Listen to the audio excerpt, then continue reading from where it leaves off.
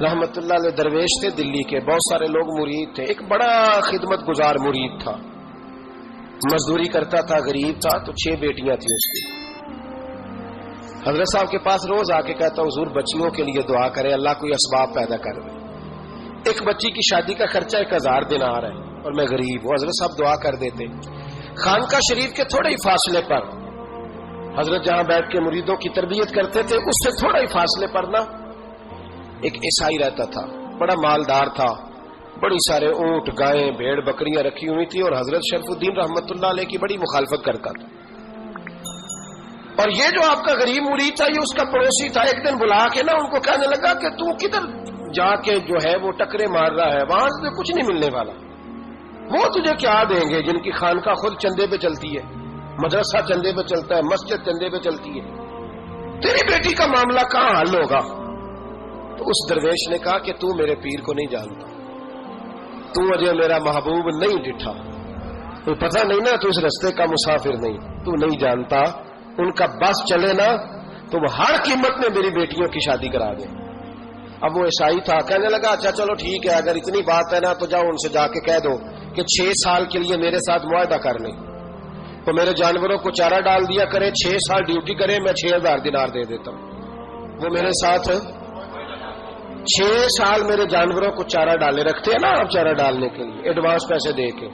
اب تو لوگ انہیں بھی غلام ہی بنا لیتے ہیں، بڑی تھوڑی تنخواہ دیتے ہیں، ظلم کرتے ہیں، پورا معاوضہ نہیں دیتے.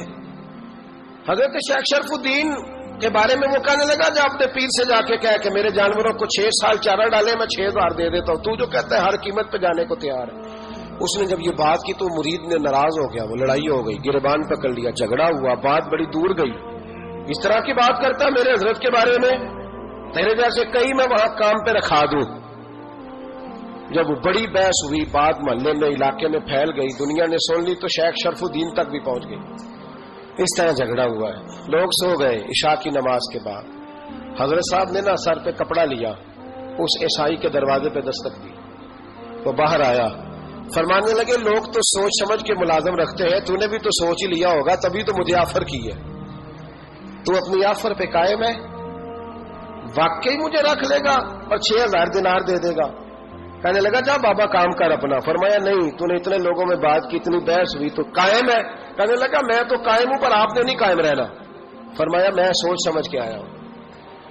اس نے کہا آپ ڈیوٹی کریں گے، بحثوں کو چارہ ڈالیں گے؟ فرمایا ایک شرط، بس جب اذان ہو جائے نا تو مجھے رب کی نماز پڑھنے کی اجازت دے دینا، باقی صبح و شام جو تو کہے گا. اگر اس غریب کی بیٹیاں بیائی جائیں تو مجھے اور کیا چاہیے؟ اس کی 6 بیٹیوں کا بوجھ ہے اس کے سر پہ، تو مجھے رکھ لے. اللہ اکبر. وہ کہنے لگا چلے پہ میرے ساتھ خط بندگی کر لیں. آج کل ہم اس کام کرتے ہیں، اس زمانے میں خط بندگی ہوتا تھا، غلامی کا خط. قاضی شہر کے پاس، یعنی اس کا خیال تھا کہ چلو اس ٹام کی بات کروں گا تو بھاگ جائیں گے. فرمایا چل میں تیار ہوں. قاضی تک گئے، طے ہو گیا، 6000 دینار دے دیے. حضرت نے مرید کو بلایا، فرمایا پتر یہ لے جا میری بیٹیوں کو روانہ کر دے. کہنے لگا حضور یہ کیا کر رہے ہو آپ، کچھ سوچیں. فرمایا یار جب تجھے بیٹا بنا لیا تو پھر میری پوتیاں تو لگتی ہیں نا، میرا حق تو بنتا ہے نا. جا کے ڈیوٹی کر، ان کو بیاہ دے. بات پھیل گئی. بادشاہ بھی عقیدت مند تھا، وہ 12000 دینار لے کے پہنچا.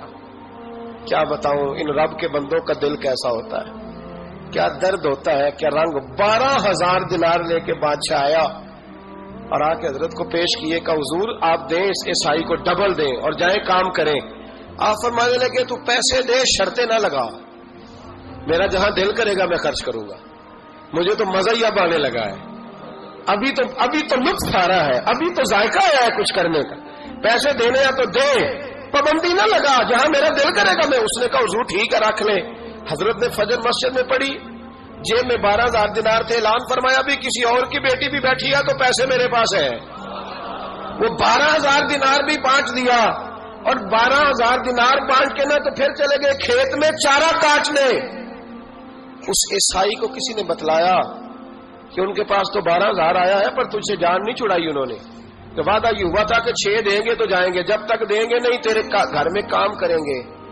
وہ نا چارہ کاٹ رہے تھے. حضرت صاحب تو وہاں پہنچ گیا، دور جا کے کھڑا ہو گیا، کہنے لگا بابا پہلے تو میں نے مسلمانوں کے اخلاق سنے تھے، اب تو میں نے دیکھ بھی لیے، پر یہ بتا جب 12,000 آیا تھا جان کیوں نہیں چھڑائی؟ تو حضرت چارہ کاٹتے کاٹتے رو پڑے، فرمانے لگے تو نہیں نہ جانتا یہ بیٹیاں سانجھی ہوتی ہیں، پتہ نہیں نا، میرے رسول پاک نے تو حاتم تائی کی بیٹی کے سر پہ کپڑا رکھ کے کہا تھا بیٹیاں برابر ہوتی ہیں، تو یہ نہیں پتا جب اس کی 6 بیٹیوں کی شادی ہوئی ہے میرے اندر روحانیت کتنی بڑی ہے۔ فرمایا پھر 12,000 آیا ہے تو 2-4 بچیاں پھر گئی ہیں، تو یہ نہیں پتا میں اندر سے راضی کتنا ہوں، میں تیری نوکری کرتا رہوں گا، پتہ نہیں اللہ کتنی بیٹیوں کو بیاہ دے گا۔